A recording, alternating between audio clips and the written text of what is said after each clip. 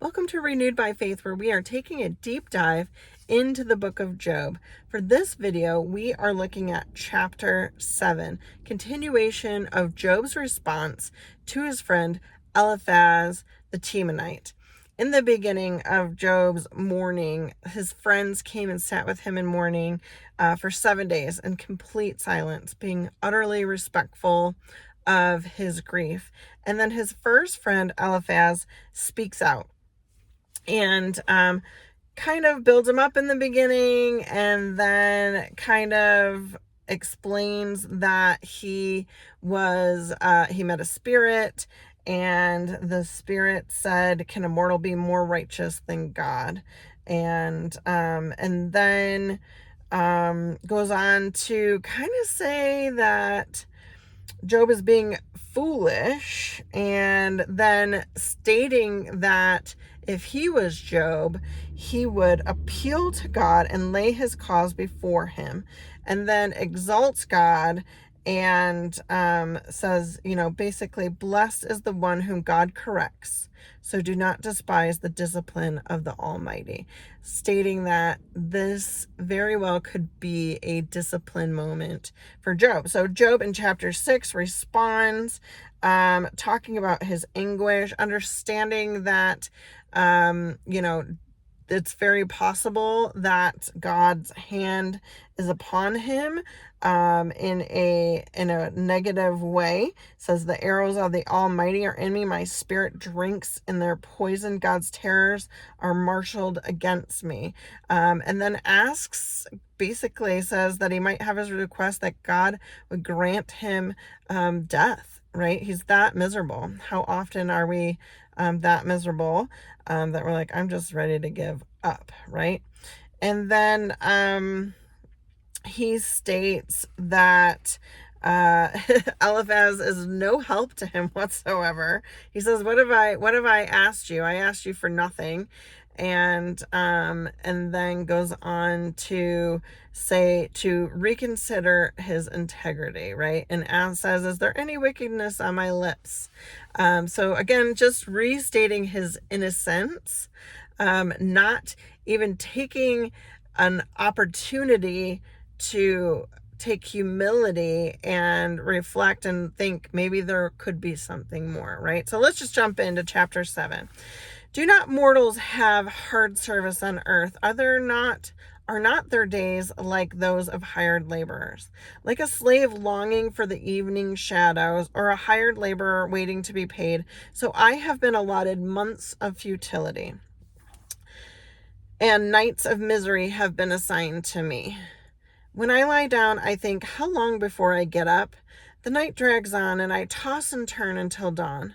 My body is clothed with worms and scabs. My skin is broken and festering.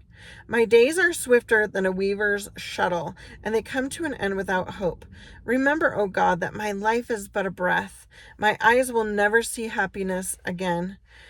The eye that now sees me will see me no longer. You will look for me, but I will be no more. As a cloud vanishes and is gone, so one who goes down to the grave does not return.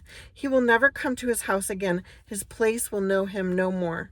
Therefore, I will not keep silent. I will speak out in anguish of my spirit. I will complain in the bitterness of my soul. Am I the sea or the monster of the deep that you put me under guard? When I think my bed will comfort me and my couch will ease my complaint, even when you frighten me with dreams and terrify me with visions, so that I prefer strangling and death rather than this body of mine. I despise my life. I would not live forever. Let me alone. My days have no meaning. What is mankind that you make so much of them, and you give them so much attention, that you examine them every morning and test them every moment? Will you never look away from me, or let me alone even for an instant? If I have sinned, what have I done to you? You who see everything we do, why have you made me your target? Have I become a burden to you?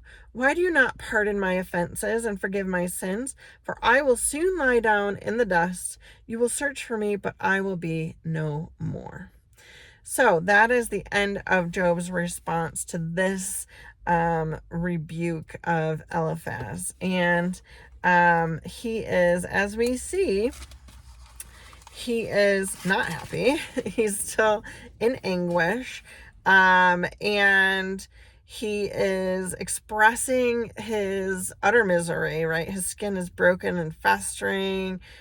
He really just wants to give up. And then he speaks out against God, which, how many times have we been in that position? I know I have. Last year I lost a job, and you better believe that I spent an entire day on my couch having a conversation with God, and it was not pretty. Honestly, I take full responsibility for the fact that I was like, why me?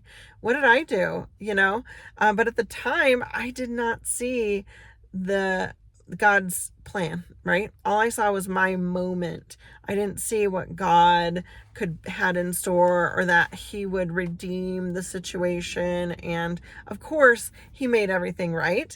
And I just didn't have the patience or the heart to understand that, right? So just like Job, he's despising his life, right? He's ready to give up.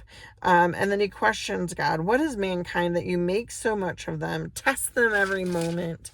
If I have sinned, what have I done to you? You who see everything we do, why have you made me your target? He's just lamenting to God. He's like, why me? Why me? So I don't fault Job for this. I've been in this position, so I can't say that I would not do this, right? But what I also see in what he's doing and in my own life when I've had these experiences is I wasn't looking inward, right? I wasn't asking myself, what could I have done? He's asking God that, but he's not asking himself that, right? He's not looking inward.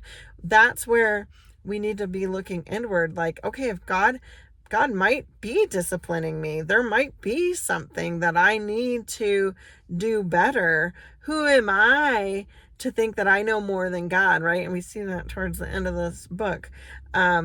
But to think that we are so righteous that there's no reason why God should ever discipline us, right? It goes back to what Eliphaz said. Can a mortal be more righteous than God? So I think that it's important that we take time to reflect inwardly in those moments. And we see that Job isn't doing that just yet. But stay tuned. The next chapter, chapter 8, the next friend, Bildad the Shuhite, is going to speak. And then we'll continue the back and forth between Job and his friends for a little while. And then see what God has to say. So stay tuned. Thank you so much for joining me. I pray blessings over your day.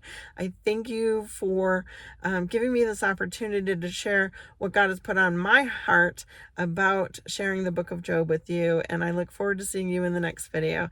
Have a blessed day.